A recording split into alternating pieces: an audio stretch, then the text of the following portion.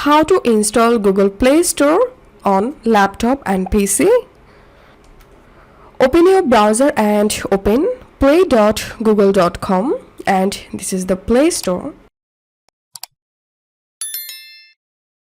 Once you are in this page, click on this three dot, click on More Tools, click on Create Shortcut, and you can change name from here, and you can open as new window by checking this option. Then click on Create,